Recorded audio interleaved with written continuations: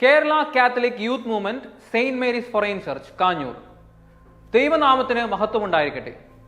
അഭിമന്യ പിതാവേ, എറണാകുളം അങ്കമാലി അതിരൂപതയിലെ കാഞ്ഞൂർ ഇടവകയിൽ പ്രവർത്തിക്കുന്ന കേരള കത്തോലിക്ക യുവജന പ്രസ്ഥാനത്തിൽ നിന്നും സ്നേഹാശംസകൾ.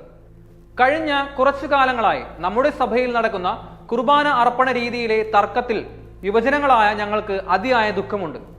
ഇപ്പോൾ നമ്മുടെ സഭയിൽ കുർബാന അർപ്പണ രീതിയുമായി ബന്ധപ്പെട്ട് നവമാധ്യമങ്ങളിൽ വരുന്ന വാർത്തകൾ കണ്ട് അന്യമതസ്ഥരും സുഹൃത്തുക്കളും ചോദിക്കുമ്പോൾ വ്യക്തമായ ഉത്തരം നൽകുവാൻ ഞങ്ങൾക്കോ സഭയുടെ പല കോണുകളിൽ നിന്നും ചോദ്യമുയർത്തിയപ്പോൾ സിനഡിനോ സാധിച്ചിട്ടില്ല. വിശുദ്ധ കുർബാന അർപ്പണ രീതിയുമായി ബന്ധപ്പെട്ട് സഭയിലെ ഐക്യം നഷ്ടപ്പെടുന്ന സാഹചര്യത്തിൽ അന്യമതസ്ഥരായ സുഹൃത്തുക്കളിൽ നിന്നും പലവിധത്തിലുമുള്ള പരിഹാസങ്ങളും പരാമർശങ്ങളും കേൾക്കാൻ ഇടയാകുന്നത് വിശ്വാസികൾ എന്ന നിലയിൽ ഞങ്ങളെ അത്യധികം സങ്കടപ്പെടുത്തുന്നതാണ്. അൾത്താരാഭിമുഖ വിശുദ്ധ കുർബാന വേണമെന്ന് ശാഠ്യം പിടിക്കുമ്പോൾ അൾത്താരാഭിമുഖ വിശുദ്ധ കുർബാനയ്ക്കുള്ള ഗുണങ്ങളോ ജനാഭിമുഖ വിശുദ്ധ കുർബാനയ്ക്കുള്ള ദോഷങ്ങളോ ചൂണ്ടിക്കാണിക്കാതെയാണ് അൾത്താരാഭിമുഖ വിശുദ്ധ കുർബാനയ്ക്ക് വേണ്ടി സിനഡ് ശാഠ്യം പിടിക്കുന്നത്. കത്തോലിക്ക വിശ്വാസമനുസരിച്ച് വിശുദ്ധ കുർബാന നമ്മുടെ കർത്താവിന്റെ ബലിയുടെ പുനരവതരണമാണ്. കുരിശിലെ ബലിയുടെ പുനരവതരണമാകയാൽ വിശുദ്ധ കുർബാന ബലിയാണ്. യേശുക്രിസ്തു അന്ത്യത്താഴ വേളയിൽ സ്ഥാപിച്ചതും പൂർത്തീകരിച്ചതുമായ ബലിയർപ്പണം ജനാഭിമുഖമായിരുന്നു. കാൽവരിയിൽ യേശു അർപ്പിച്ച ഈ ബലിയർപ്പണത്തിന്റെ പുനരവതരണം നടത്തപ്പെടുമ്പോൾ എന്തിനു വേണ്ടിയാണ് പുറം തിരിഞ്ഞ് വിശുദ്ധ കുർബാന അർപ്പണം? കത്തോലിക്ക സഭയിൽ ഇന്ന് അർപ്പിക്കപ്പെടുന്ന 98% ദിവ്യബലികളും ജനാഭിമുഖമാണ്. മാർപ്പാപ്പയും ജനാഭിമുഖമായാണ് വിശുദ്ധ കുർബാന അർപ്പിക്കുന്നത്. നാനാത്വത്തിൽ ഏകത്വം എന്നത് നമ്മുടെ രാജ്യത്തിന്റെ ശക്തമായ മുദ്രാവാക്യമാണ്. നാനാജാതി മതങ്ങൾ, വിവിധങ്ങളായ നിരവധി സംസ്കാരങ്ങൾ എന്നിവയുടെ സംഗമവേദി കൂടിയാണ് നമ്മുടെ രാജ്യം. ലോകം മുഴുവൻ ദൈവത്തിന്റെ സ്വന്തം നാട് എന്ന് വിശേഷിപ്പിക്കുന്ന നമ്മുടെ കൊച്ചു കേരളത്തിൽ ആസ്ഥാനമുള്ള നമ്മുടെ സഭയിലും ഈ നാനാത്വത്തിൽ ഏകത്വം എന്നത് അംഗീകരിച്ചുകൂടെ? രണ്ടാം വത്തിക്കാൻ കൗൺസിലിന് ശേഷമാണ് സീറോ മലബാർ സഭാ സമൂഹത്തിൽ ജനാഭിമുഖ കുർബാന നടത്തിപ്പോകുന്നത്. വളരെ സുപ്രധാനമായ ഈ കൗൺസിൽ പ്രബോധനം അവഗണിച്ചുകൊണ്ട് സിനഡ് ഐക്യരൂപ ശ്രമങ്ങൾ അടിച്ചേൽപ്പിക്കുന്നത് വിശ്വാസി സമൂഹത്തിലെ ഐക്യം തകർക്കാനേ ഉതകൂ. ദൈവജനത്തിന്റെ കാഴ്ചയിൽ നിന്നും കുർബാന അർപ്പണത്തിന്റെ പ്രധാന ഭാഗങ്ങൾ മറച്ചുകൊണ്ടുള്ള കുർബാന അർപ്പണ രീതി പഴയ നിയമത്തിലേക്കുള്ള തിരിച്ചുപോക്കിന് സമമാണ്. കാൽവരിയിൽ ക്രിസ്തുനാഥൻ ക്രൂശിക്കപ്പെട്ടപ്പോൾ നിന്നിരുന്ന പടയാളി കൂട്ടത്തെ ഓർമ്മപ്പെടുത്തുന്നതാണ് വിശുദ്ധ അൾത്താരയിലും പള്ളിയിലും കയറി വിശ്വാസി സമൂഹത്തെയും വൈദികരെയും മർദ്ദിച്ച് പുറത്താക്കുന്ന സർക്കാർ ഉദ്യോഗസ്ഥർ. വിശ്വാസകാര്യങ്ങളിൽ കോടതികൾ പൊതുവെ ഇടപെടാറില്ല. എന്നാൽ പല പള്ളികളും പൂട്ടപ്പെടുന്നതും ബലിയർപ്പണം തടയപ്പെടുന്നതും ഇതേ കോടതി നിർദ്ദേശങ്ങൾ അനുസരിച്ചാണ്. ഏകീകൃത കുർബാനയുമായി ബന്ധപ്പെട്ട് 1999 മുതൽ 2000 കാലഘട്ടത്തിൽ പല ചർച്ചകളും സഭയിൽ നടന്നിരുന്നതായി സഭയുടെ ചരിത്രം പരിശോധിച്ചാൽ അറിയാം. അന്ന് പല രൂപതകളും മെത്രാന്മാരും ഇതിനെ ശക്തമായി എതിർത്തിട്ടുള്ളതാണ്. എന്നാൽ ഇപ്പോൾ ഏകീകൃത കുർബാന നടപ്പിലാക്കിയാൽ സഭയിലും സഭാവിശ്വാസികൾക്കിടയിലും സംഭവിച്ചേക്കാവുന്ന ഭിന്നതകളെക്കുറിച്ച് വ്യക്തമായ പഠനമില്ലാതെയാണ് സഭാവിശ്വാസികളുടെ മേൽ അടിച്ചേൽപ്പിക്കുന്ന രീതിയിൽ ഓരോ ദിനവും സർക്കുലറുകൾ വഴി പുതിയ നിയമങ്ങളും നടപടികളും സിനഡ് സ്വീകരിക്കുന്നത്. സഭയുടെ വിവിധ തലങ്ങളിൽ നിന്നും പുറത്തു വരുന്ന കത്തുകളും സർക്കുലറുകളും വ്യക്തമാക്കുന്നത് സീറോ മലബാർ സഭയെ ഛിന്ന ഭിന്നമാക്കുന്ന പല കറുത്ത കരങ്ങൾ സഭയുടെ ഉന്നത തലങ്ങളിൽ ഉണ്ട് എന്നുള്ളതാണ്.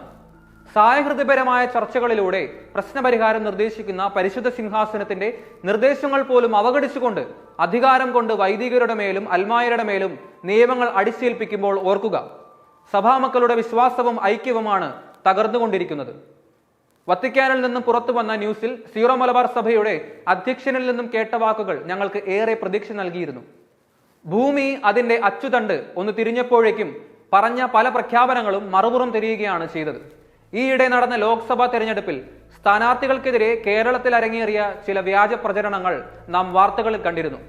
ഇതിനെ അനുസ്മരിക്കുന്നതാണ് സീറോ മലബാർ സഭയിൽ നിന്നും പുറത്തിറങ്ങുന്ന ഓരോ സർക്കുലറുകളും.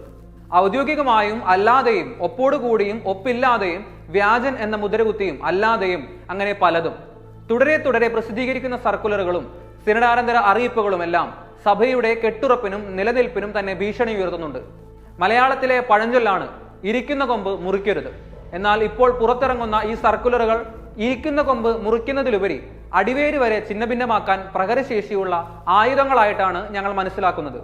സഭയിലെ വിശുദ്ധ കുർബാനയുമായി ബന്ധപ്പെട്ട് ഇനിയും പ്രശ്നങ്ങൾ തുടർന്നാൽ യൂറോപ്പിലെ ക്രൈസ്തവ ദേവാലയങ്ങളിൽ സംഭവിച്ചതുപോലെ പള്ളിയിലെ തിരുക്കർമ്മങ്ങൾക്കുള്ള അൽമായരുടെയും വളരെ പ്രത്യേകമായി യുവജനങ്ങളുടെ എണ്ണം ഗണ്യമായി കുറഞ്ഞേക്കാമെന്ന് ഞങ്ങൾക്ക് ഭയമുണ്ട്. യൂറോപ്യൻ നാടുകളിലെ ദേവാലയങ്ങളിലെ തിരുക്കർമ്മങ്ങളിൽ വിരലിലെണ്ണാവുന്നവർ മാത്രമാണ് യുവതി യുവാക്കൾ എത്തിച്ചേരുന്നത്. ഇത് ഞങ്ങളിൽ പലരും നേരിൽ കണ്ടിട്ടുള്ളതാണ് ആ സാഹചര്യം. കേരള കത്തോലിക്ക സഭയിൽ അത് ആവർത്തിക്കാതിരിക്കാനാണ് നാം ഏവരും ശ്രദ്ധ ചെലുത്തേണ്ടത്. ജൂൺ 22 KCYM-ന്റെ സ്വർഗീയ മധ്യസ്ഥനായ വിശുദ്ധ തോമസ് മൂറിന്റെ തിരുനാൾ ദിനം. വിശുദ്ധന്റെ തിരുനാളിന്റെ എല്ലാവിധ ആശംസകളും സ്നേഹപൂർവ്വം നേരുന്നു. വിശുദ്ധന്റെ ജീവിതത്തിലേക്ക് തിരിഞ്ഞു നോക്കുകയാണെങ്കിൽ സഭാവിരുദ്ധ പ്രവർത്തനങ്ങൾക്ക് നേതൃത്വം വഹിച്ച ഹെൻറി 8 രാജാവിനെതിരെ പ്രതികരിച്ചതിനാണ് രക്തസാക്ഷിത്വം വഹിക്കേണ്ടി വന്നത്. എന്നാൽ ഇന്ന് സഭയ്ക്ക് അകത്തു നിന്ന് തന്നെയാണ് സഭയുടെ കെട്ടുറപ്പിനും പാരമ്പര്യത്തിനും വിരുദ്ധമായ പ്രവർത്തനങ്ങൾ ഉണ്ടായിക്കൊണ്ടിരിക്കുന്നത്. ഇതിനെതിരെ പ്രതികരിക്കുന്നവരെ സഭയുടെ ശത്രുക്കളായും അക്രൈസ്തവ തീവ്രവാദ സംഘടനകളിൽ നിന്നും സാമ്പത്തികവും തന്ത്രപരവുമായ സഹായം സ്വീകരിക്കുന്നവരുമായ മുദ്രകുത്തിയാണ് മാർപ്പാപ്പയ്ക്ക് വരെ റിപ്പോർട്ട് നൽകിയിരിക്കുന്നത്. ഹെൻറി 8 വിശുദ്ധ തോമസ് മൂറിന്റെ തലവെട്ടിയെങ്കിൽ ഇടവകകളുടെയും അടിവേരും കെട്ടുറപ്പും നശിപ്പിക്കുകയാണ് പല റിപ്പോർട്ടുകളും സർക്കുലറുകളും വഴി സഭാ തലവന്മാർ ചെയ്തുകൊണ്ടിരിക്കുന്നത്. ആയതിനാൽ സീറോ മലബാർ സഭയിലെ അൽമായരെയും സന്യസ്തരെയും കൊണ്ട് സമ്പന്നമായ എറണാകുളം അങ്കമാലി അതിരൂപതയിലെ വൈദിക സമിതിയുടെ വിശുദ്ധ കുർബാന അർപ്പണ രീതിയുമായി ബന്ധപ്പെട്ട നിർദ്ദേശങ്ങൾ സ്വീകരിച്ചുകൊണ്ട് അതിരൂപതയിലും സഭയിലും ഉണ്ടായിരിക്കുന്ന ഭിന്നതകളും വിയോജിപ്പുകളും ചർച്ചകളിലൂടെ എത്രയും വേഗം പരിഹരിച്ച് എറണാകുളം അങ്കമാലി അതിരൂപതയിൽ യുവജനങ്ങളായ ഞങ്ങൾ ചെറുപ്പം മുതൽ പങ്കെടുത്തുകൊണ്ടിരിക്കുന്ന കുർബാന അർപ്പണ രീതി തുടർന്ന് കൊണ്ടുപോകുവാൻ വേണ്ട നടപടികൾ സ്വീകരിച്ച് സഭയിലെ ഐക്യം നിലനിർത്തി അന്യമതസ്ഥരുടെ പരിഹാസങ്ങൾക്കും ചാനൽ ചർച്ചകൾക്കും ഇനിയും അവസരം നൽകാതെ എല്ലാം രമ്യതയിലൂടെ പരിഹരിക്കണമെന്ന് യുവജനങ്ങളായ ഞങ്ങൾ ആവശ്യപ്പെടുന്നു. KCYM Kanjoor unit, saint Mary's forane പള്ളി. നന്ദി.